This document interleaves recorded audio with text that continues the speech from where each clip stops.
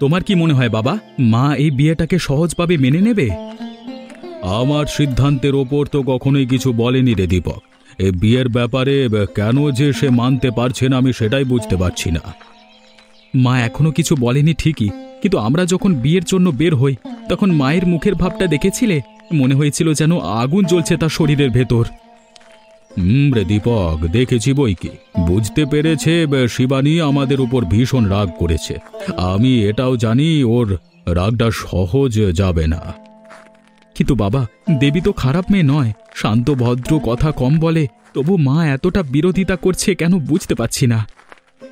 ওর আপত্তির কারণ একটাই, আমরা ওর মতের বাইরে গিয়ে বিয়েটা করেছি।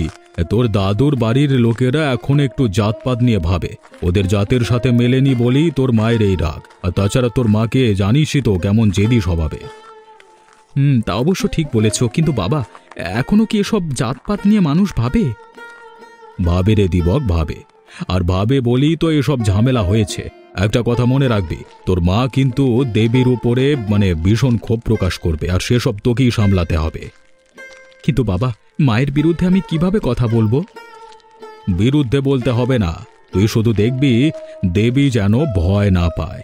নতুন পরিবেশ, নতুন মানুষ, নতুন নিয়ম কানুনে ওর উপর চাপ যেন বেশি না পড়ে। তুমি কোনো চিন্তা করো না বাবা, আমি আছি ওর পাশে। মা রেগে থাকলেও আমি দেবীর সঙ্গে ভালো ব্যবহার করব। আমি খুব একটা চিন্তিত নই রে দীপক।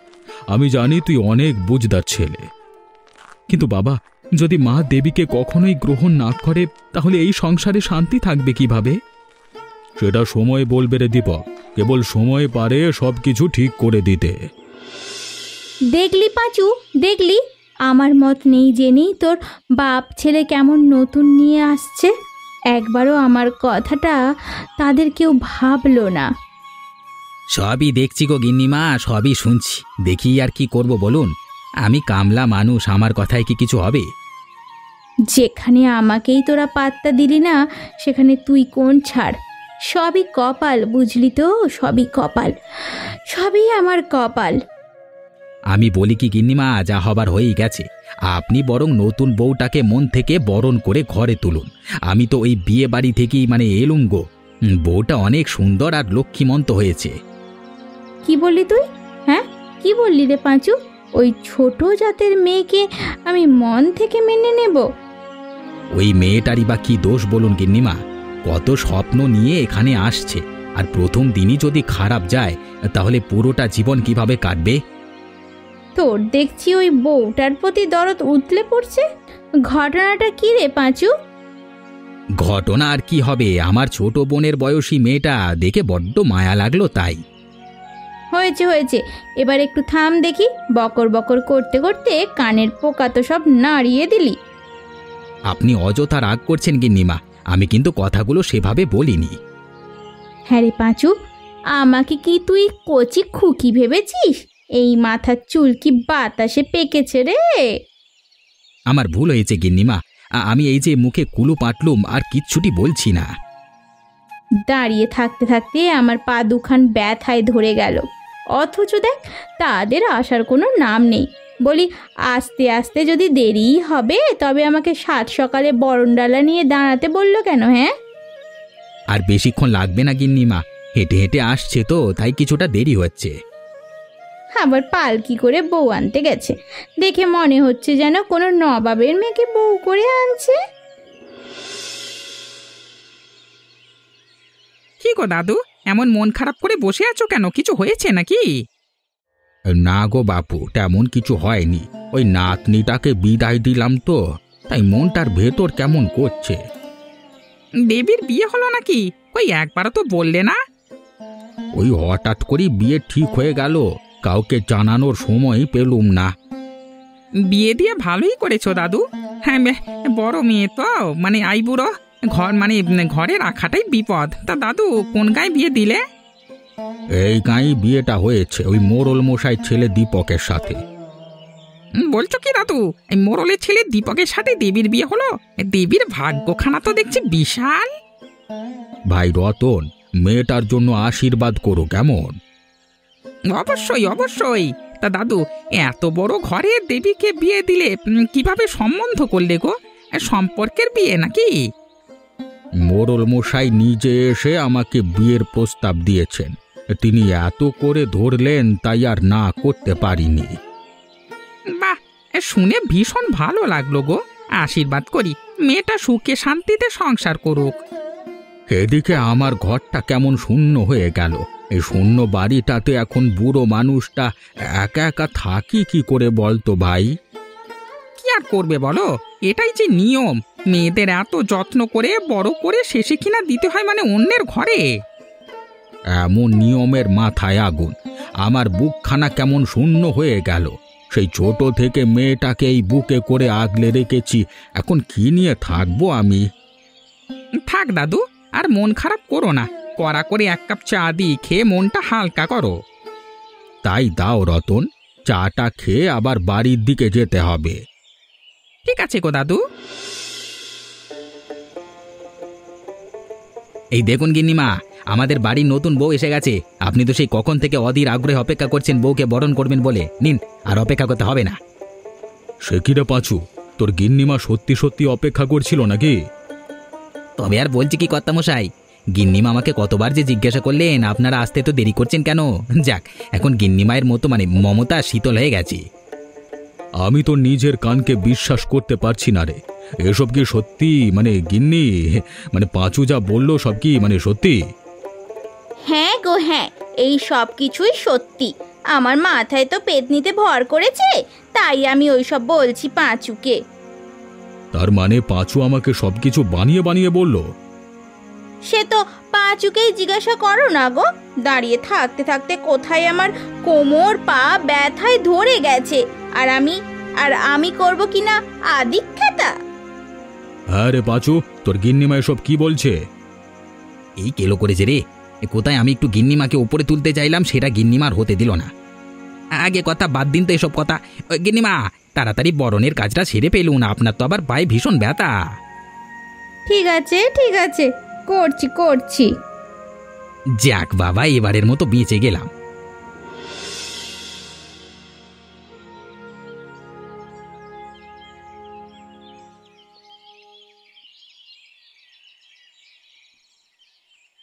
তার নবাবের মেয়ে রান্না বান্না কিছু জানো নাকি সব কিছুতেই লবডঙ্কা?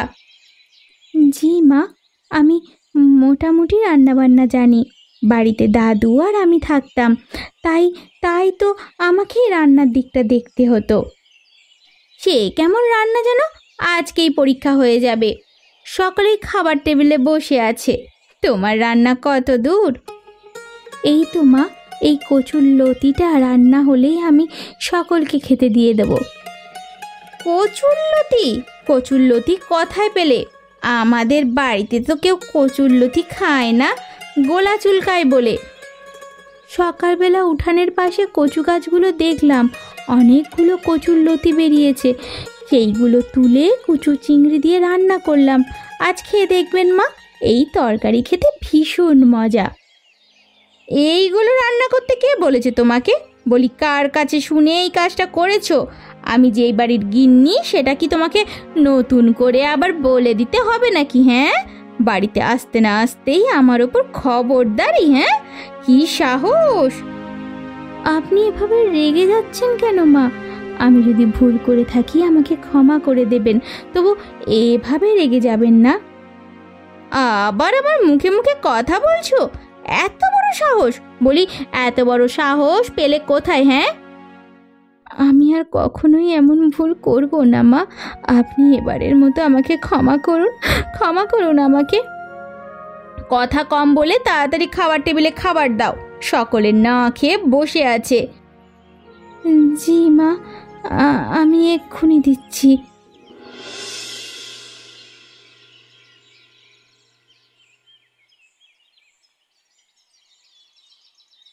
বাবা, বলছিলাম যে এই তরকারিটা একটু খেয়ে দেখুন। এটা কিসের তরকারি মা? জি মানে এটা এত আমতা করছো কেন মা? এই তরকারি কি তুমি রান্না করনি?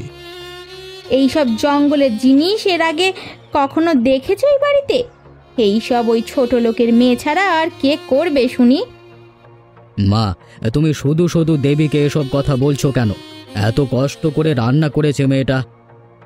শুধু শুধু আমি শুধু শুধু তোর বউকে বলছি? এর আগে কখনো কচুরলতি রান্না হয়েছে এই বাড়িতে? তুই খেয়েছিস কখনো? না মা, ওই তরকারি খেলে গলা চুলকায় বলে কখনোই খাওয়া হয়নি। শুধু একবার তুমি রান্না করেছিলে, আমার দিব্যি মনে আছে। আর সেই তরকারি খেয়ে আমার সেবার যে কি হাল হয়েছিল ভাবলি আমার এখন ভয় লাগে। আর তোর বউ বিয়ের পর দিন এসেই আমার ওপর মাতব্বরি করতে শুরু করে দিয়েছে যে আমরা তো প্রায়ই এই জিনিসটা খাই, আমাদের কখনো গলা চুলকায়নি মা। আপনি হয়তো এটা রান্নার পদ্ধতি জানেন না, তাই আর কি। শুনলি তো দীপক, শুনলি তোর বউ এসেই আমার সাথে কিভাবে কথা বলছে? শুনলি? তোমাকেই বা কেন মায়ের কথার উপর কথা বলতে হবে বলো তো দেবী? মা যেটা করেন না সেটা তোমারও করবার কোনো প্রয়োজন নেই, বুঝেছো? দেবী মা, আমাকে একটু দাও তো তোমার তরকারিটা, আমি একটু খেয়ে দেখতে চাই। হ্যাঁ, খাও খাও, খেয়ে শরীরটা অসুস্থ বানাও। এই নিন বাবা, প্রথমে সামান্য একটু মুখে তুলে দেখুন তো দেখি কেমন খেতে। গলা কুটকুট না করলে পুরোটা খেতে পারেন। ঠিক আছে মা, আমি তাই দেখছি।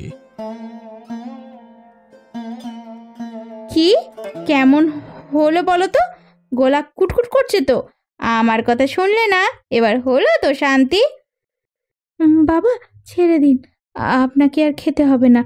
আমারই ভুল। আমি আমি যে কেনই বা এইসব করতে গেলাম। আমরা খেতে পারি বলেই যে আপনারা খেতে পারবেন সেই ভাবনাটাই ভাবা আমার আমার বোকামো হয়েছে বাবা।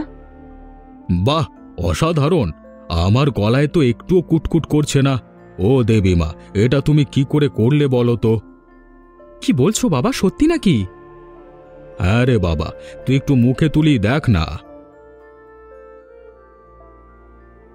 আসলেই তো গলা কুটকুট করছে না। এটা তুমি কি করে করলে গো দেবী? তেমন কিছুই করিনি গো, যে সবাই যেভাবে রান্না করে আমিও সেইভাবেই করেছি। শুধু ওই নামানোর আগে একটু লেবু চিপে দিয়েছি, যার জন্য এটাই আর গলা কুটকুট করছে না। বাহ, আমার বৌমার মাথায় তো দেখছি অনেক বুদ্ধি। কি গিন্নি, ছেলের বউ দিল তো প্রথম দিনেই মাত করে। যত সব আদিক্ষেতা।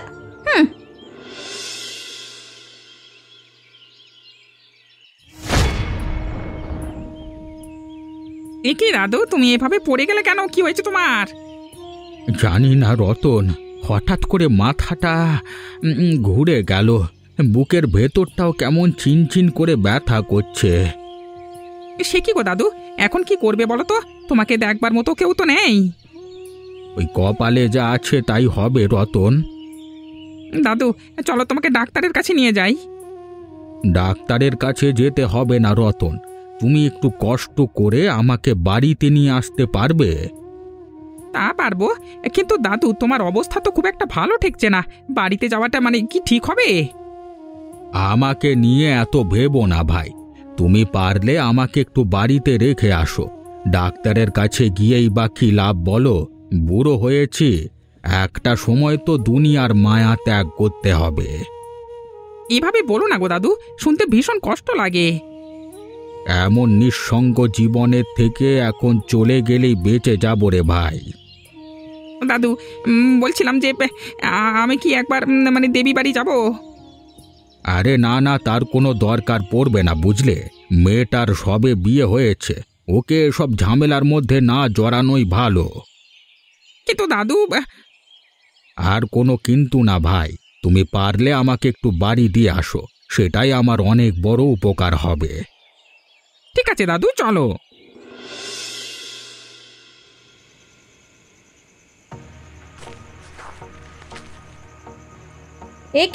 একি তুমি কে বাপু? বলা নেই কওয়া নেই বাড়ির অন্দরে ঢুকে পড়লে কেন? আগে আমাকে দেবী দাদু পাঠিয়েছে। কেন কেন? তুমি আবার এই ভর সন্ধ্যায় তোমাকে পাঠালো কেন শুনি? ওই দেবীকে একটা খবর দেওয়ার জন্যই আমি এসেছি। ও রতনদা, তুমি এই সময় কেন এসেছো গো? আর দাদু কি খবর পাঠালেন? দাদুর শরীর ঠিক আছে তো? না রে দেবী, দাদু শরীরটা একটুও ঠিক নাই। হঠাৎ করেই আমার দোকানের সামনে মাথা ঘুরে পড়ে যায়। আবার বলছে তার নাকি বুকটা চিনচিন করে ব্যথা করছে, সেই খবর দিতে এলুম। বলছো কি রতনদা? কি হলো আমার দাদুর? আমার দাদু ঠিক আছে তো? এই দুনিয়াতে আপন বলতে ওই একজনই আছে। সত্যি বলতে দাদুর অবস্থা খুব একটা ভালো না রে দেবী, তুই শিগগিরই চল। চলো রতনদা, শিগগিরই চলো। এই থামো বলি, কাউকে কিছু না বলে একটা অচেনা পুরুষের সাথে হন হন করে চললে কোথায় শুনি? হ্যাঁ, আপনি তো সব কিছুই শুনলেন মা, আপনি তো শুনলেন আমার দাদুর অবস্থা বেশি ভালো নয়। আমি সেখানে যাচ্ছি মা। কিন্তু মা, তোমায় তো এভাবে যাওয়া চলবে না। তোমার শ্বশুর দীপক কেউই তো বাড়িতে নেই। এমন অবস্থায় আমি তোমাকে একজন পরপুরুষের সাথে কি করে ছেড়ে দিই বলো তো? উনি আমার দাদা হয় মা, উনি অচেনা পুরুষ নয়। আমি যাই না মা, আপনি এমন করবেন না। আমার দাদুর যে আমি ছাড়া আর কেউ নেই। দয়া করুন কাকিমা, একটু দয়া করুন, মেয়েটাকে তার দাদুর কাছে যেতে দিন। এই, তুমি এখন যাও তো বাপু। দেবীর শ্বশুর আর স্বামী বাড়িতে এসে সিদ্ধান্ত নেবেন। তুমি এখন ঘরে যাও বৌমা। কিন্তু মা, আমি বললুম না ঘরে যাও। ও রতনদা, তুমি একটু দাদুর পাশে থেকেও কেমন? তুই কোনো চিন্তা করিস না রে দেবী, আমি আছি দাদুর পাশে।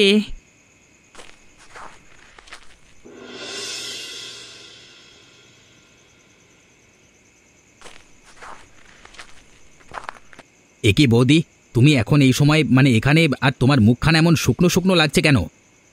পাঁচু, আমার একটা উপকার করবে গো? ভীষণ বিপদে পড়ে তোমার কাছে এসেছি।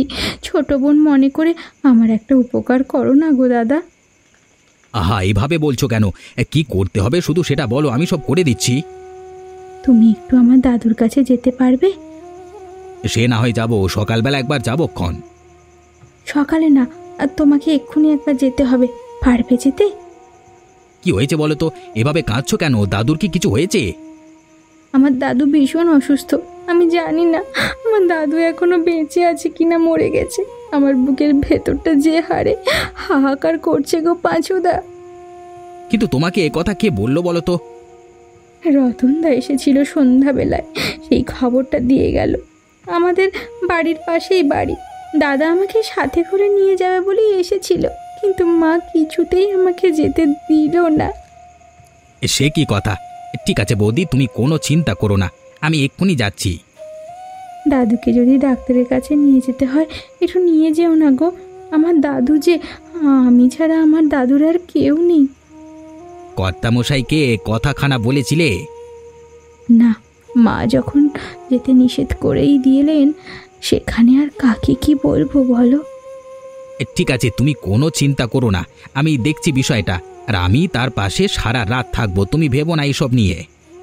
ঠিক আছে গো দাদা, আর ভালো মন্দ কোনো খবর হলে আমাকে আগে দিও, আমাকে আগে দিও। তুমি এত চিন্তা করো না গো বৌদি, দেখবে সব ঠিক হয়ে গেছে।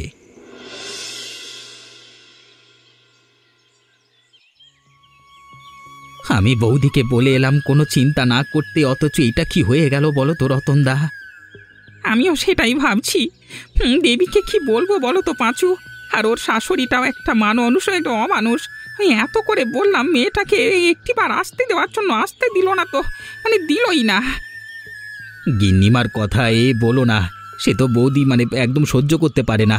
কর্তার চোখের মনি সে, সেই জন্যই গিন্নিমার বেশি রেগে আছেন, আরও বেশি বৌদির উপর। তাই বলে কোনো মানুষ এমন নিষ্ঠুর হতে পারে? মেয়েটাকে তার দাদুকে শেষ দেখাটাও দেখতে দিল না, এটা তো রীতিমতো অন্যায়। আমরা আর কি করব বলো? তারা মনিব, আমরা চাকর, তাদের ন্যায় অন্যায় কি আমরা বলতে পারি? দেবীর শাশুড়ির কথা নহে বাদ দিলাম, আর স্বামী বা কেমন মানুষ? বাড়িতে এসে তো পুরো ঘটনা আপনার শুনেছে, তাহলে সে কেন একবারও আসলো না? দীপক দাদা তো বাড়িতে নেই গো রতনদা, সে কাজের জন্য শহরে গেছে। যদিও আজই ফিরবে, বাড়ি আসলে যদি বৌদিকে এখানে আনে। ততক্ষণ কি আমরা দাদুকে ফেলে রাখবো নাকি? বৌদিকে না দেখিয়ে দাদুর সৎকার করাটা মোটেও ঠিক হবে না। সন্ধে অবধি আমাদের অপেক্ষা করতেই হবে। এই কথাখানা তুমি মন্দ বলনি, তবে তাই করি। একদম।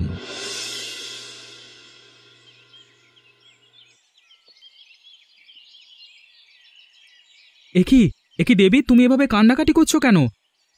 কান্নাকাটি যদি কপালে লেখা থাকে তাহলে আর কি করব গো। মানে কি হয়েছে? মা কিছু বলেছে? কিছু হয়নি গো, তুমি বাদ দাও এসব। আরে বাবা, তুমি যদি আমাকে কিছু না বলো তাহলে আমি বুঝবো কি করে তোমার কি হয়েছে? আমার আমার দাদু আর নেই গো, আমার দাদু কাল রাতে মারা গেছে। কি বলছো কি? এত বড় একটা ঘটনা ঘটে গেল আর তুমি এখন এ বাড়িতে, তুমি সেখানে গেলে না কেন? কি করে যাব? আমি গরিব ঘরের মেয়ে, আমার কথার আমার কষ্টের কি কোনো মূল্য আছে গো? থাকবে না কেন? আলবাত থাকবে। তুমি মাকে বলনি? কি হবে মাকে বলে? মায়ের কি কেউ হই আমি? না আমার দাদু মায়ের আপনজন যে মায়ের কষ্ট লাগবে। কি আশ্চর্য, তুমি এভাবে কথা বলছো কেন? আমি আর কিভাবে কথা বলবো?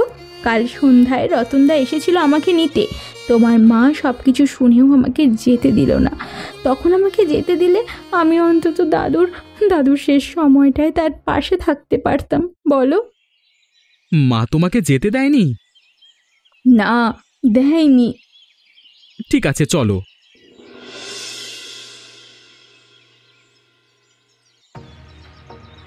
আমি এটাই বুঝতে পারলাম না মা, তুমি কেন দেবীকে কালকে ওদের বাড়িতে যেতে দিলে না? কেন? তোর বউকে একা একা না পাঠিয়ে আমি কি মস্ত বড় ভুল করেছি রে দীপক? একা একা হবে কেন? দেবীকে নিতে ওর পাশের বাড়ির দাদা আসেনি? হ্যাঁ এসেছিল, কিন্তু কি করে জানবো ওই লোকটা দেবীর আসলেই দাদা হয় আর দেবীর দাদুও আসলে অসুস্থ? তোমার এই সন্দেহর কারণে তুমি দেবীকে যেতে দাওনি, তাই তো? হ্যাঁ তাই। দেবীর দাদু সত্যি সত্যি মারা গেছে, এবার তুমি কি বলবে মা? এটা অত্যন্ত দুঃখজনক একটা ঘটনা। আমি অবাক হয়ে যাচ্ছি তোমাকে দেখে। আমি বিশ্বাসই করতে পারছি না যে তুমি আমার মা। আর তুমি বাবা, তুমি তো দেবীকে নিয়ে যেতে পারতে নাকি? আর তোমরা কেউ না পারলে পাঁচুকে পাঠিয়ে দিতে। আমি এসবের কিছুই জানতাম না রে বাবা, তোর মা বা দেবী কেউই আমাকে এসব জানায়নি। বুঝেছি, তোমাদের আর কিছু বলেই কিছু হবে না। তবে মা, তুমি কাজটা মোটেও ঠিক করনি। চলো দেবী। আমি কি করে জানতুম রে বাবা যে বৌমার দাদু মারা যাবেন? তোমার সাথে কথা বলবার আর কোনো ইচ্ছেই আমার নেই মা। আমার ভাবতেই অবাক লাগছে যে তুমি আমার মা। এত বড় কথা বললি বাবা, এত বড় কথাটা তুই আমাকে বলতে পারলি? তুমি বাধ্য করেছো মা। যাই হোক, আমি এখন দেবীকে নিয়ে যাচ্ছি। তোমার সাথে থাকলে আরো দুটো বেফাস কথা আমার মুখ দিয়ে বেরিয়ে আসবে, সেটা আমি এখন চাইছি না। এখন তোর মার তো পর হবেই। যা বাবা যা।